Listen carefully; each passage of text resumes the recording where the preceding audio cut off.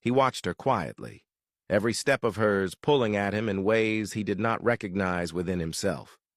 A soft chuckle escaped him as he thought about how drastically she had changed him, how unlike him it was to worry about someone's safety so much, to think of them constantly.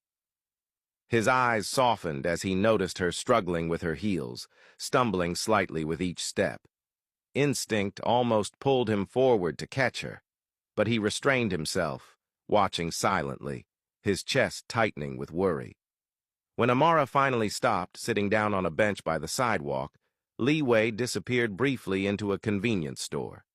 He returned moments later with a paper bag in hand, staring at it for a moment before walking over to her. Without a word, he sat beside her.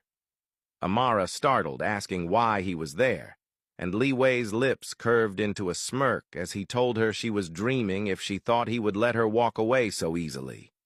He reminded her that he had already told her she was stuck with him, and he had meant every word. Before she could respond, he knelt in front of her, taking her legs gently into his hands.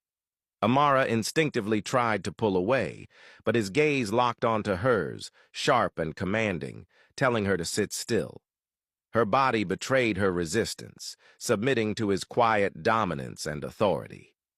Slowly, he slipped off her heels, pulled out the ointment from the bag, and began rubbing her sore feet with surprising tenderness. Amara's heart fluttered as she watched him, her mind racing at how his actions spoke louder than any words he had ever said. Afterward, he placed a pair of simple flip-flops on her feet, making sure she was comfortable before returning to sit beside her.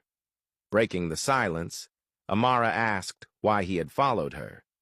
Liwei tilted his head, amusement in his eyes, as he asked her what she thought.